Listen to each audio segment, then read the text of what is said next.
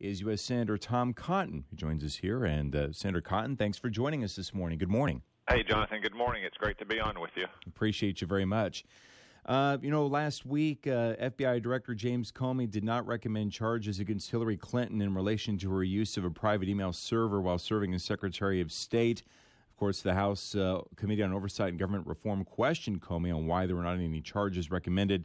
And Attorney General Loretta Lynch actually will testify today in front of the House Judiciary Committee, as you know, about those emails.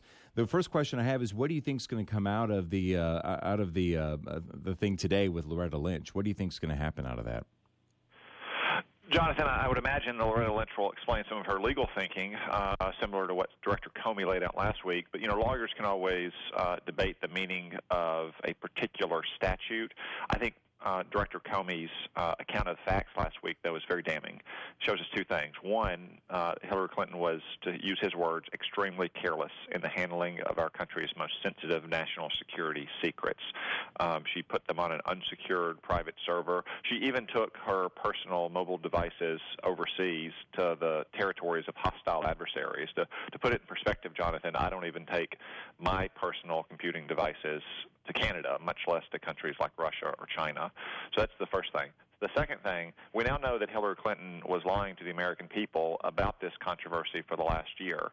She claimed that she did it just so she could have one device for convenience sake. We now know she had multiple devices.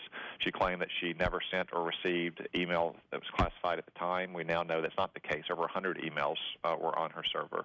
She claimed that she'd handed over everything that was work-related. That's not the case either. They say that she deleted lots of materials that were work-related they were able to recover.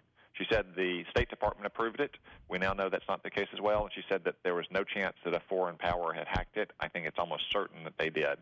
Those things combined, along with her very bad judgment as Secretary of State, in my opinion, disqualify her from being our Commander-in-Chief. So why are there not any charges recommended?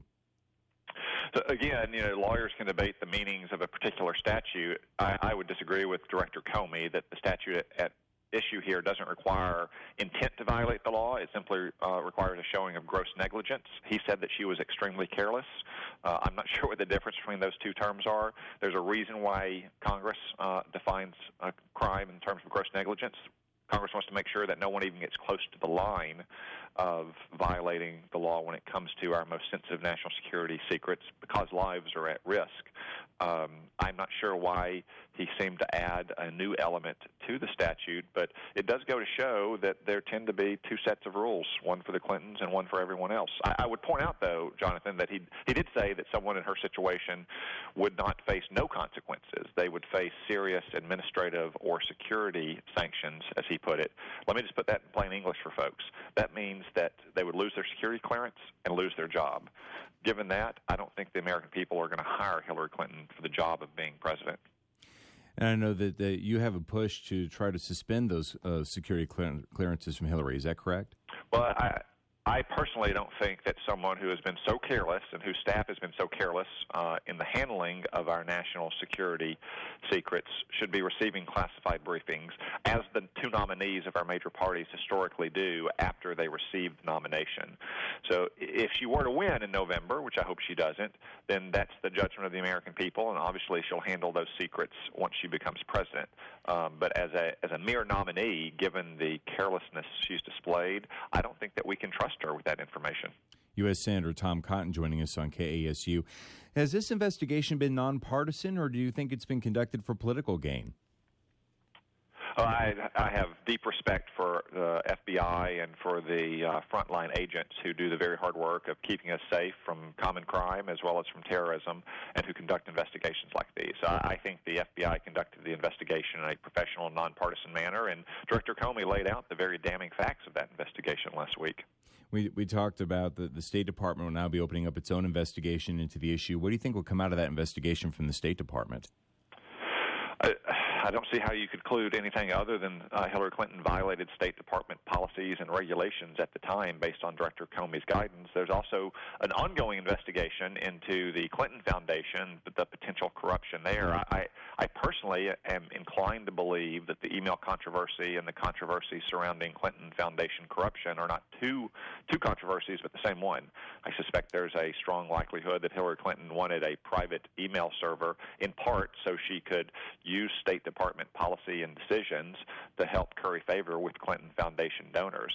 That FBI investigation continues, and Hillary Clinton still has to answer for the statements that she made to Congress under oath that violate the very clear facts Director Comey laid out last week. So this controversy is not going away, and it's just a kind of reminder of the casual, ethics-free, kind of life you get when Hillary Clinton is in office and making decisions in the U.S. government. Do you think an investigation should take place over the secret meeting that took place between Loretta Lynch and Bill Clinton on that airport tarmac in Phoenix? Jonathan, I don't know if there's much to investigate. It's now public. They probably didn't want it to be public. I think it's very suspect that meeting happened just a few days before Hillary Clinton was going to testify to the FBI. I'm not one to believe in coincidences in those situations. I don't know what more an investigation might reveal, though. I do think the investigation of the FBI into the Clinton Foundation and questions about the truthfulness of Hillary Clinton's testimony to the Congress, though, are very real and ongoing matters. U.S. Senator Tom Cotton joining us here on KASU. As you know, last week was a tough week. 2 black men were shot by police. On Thursday night, 5 Dallas police officers were killed. 7 were wounded as a protest was ending, but a protester was not the one who killed the officers. What do you think Congress should do? How do you think Congress should address this specific situation as we move forward between officers and communities? Well, I first want to express my deepest gratitude for all law enforcement officers, not just those who were killed in Dallas and their families and those else who serve in Dallas, but those who serve throughout Arkansas to keep our streets safe. This is the first function of our government at any level. And the assassination of 5 police officers is not just an attack on those police officers and their department, but on law enforcement as a whole and on civil society, because we can't function without effective law enforcement in this society.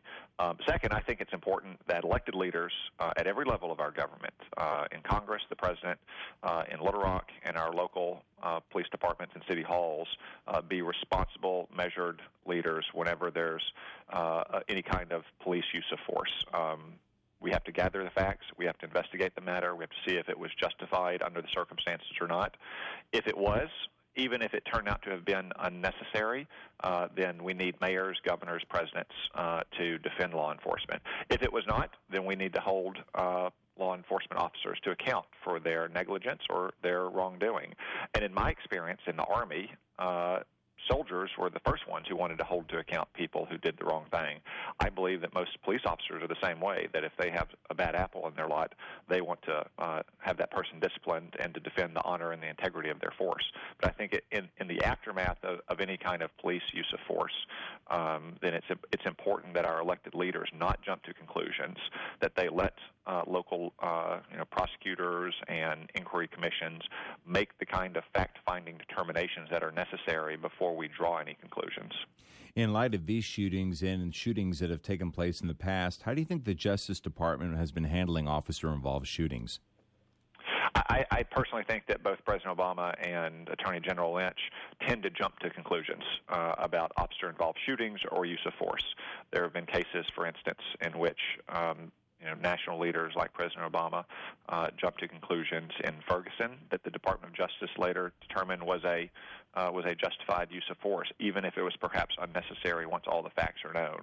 But you don't get to know all the facts at the time if you're an officer. You only know what's in your personal experience, what's in your field of vision, what you understand is going on. I saw this myself overseas in Iraq and Afghanistan. You have to understand what an officer faces at the time to assess whether he made the right decision or the wrong decision. And in my experience, in that kind of don't-shoot situation, there's no one who regrets a use of force that turns out not to have been necessary after the fact than the person who actually used the force. So I would counsel, again, the President and the Attorney General and all leaders to be cautious and deliberate in gathering the facts before we make any decisions about any kind of use of force. So what can police departments and communities do to be able to help foster better relationships with each other as we move forward over the next, into the future? I think we need community leaders to do the same thing that elected leaders do, which is to not jump to conclusions, to understand that our law enforcement officers have incredibly difficult jobs, and to work with them anytime there is a use of force to determine the facts. Our police departments, engage in community policing when they're at their best, so they have the kind of deep and rich ties to the community, so they understand who community leaders are, who lives where, who are the key influencers in a neighborhood or a city block or what have you. Those are innovations in policing techniques over the last 25 or 30 years that have led to a tremendous drop in crime around the country. We need to continue to build those kind of community ties so that all communities in all towns and all neighborhoods see law enforcement as their friend and their ally, not as an adversarial force, because that's what law enforcement is. They're there to serve the vast majority of law-abiding citizens who depend on them to keep the streets safe. And also next week is the Republican National Convention in Cleveland. Your thoughts on the upcoming convention? Well, I'm going to be at the convention. I'm going to visit with our Arkansas delegation. I'm going to dine with them on at least one, maybe two occasions, and I look forward to trying to continue to strengthen our Republican Party in Arkansas and around the country. We haven't won a presidential election in a couple of years, but we had sweeping victories in the midterm elections in 2010 and 2014. We also have had three very big elections in Arkansas. I think Arkansans realize that the Republican Party is the voice of no-nonsense conservative values that speak for them, and I want to continue building on that success. U.S. Senator Tom Cotton, we're out of time, but thank you so much for joining us, and we look forward to talking to you soon. Thanks, Jonathan. Thank you very much.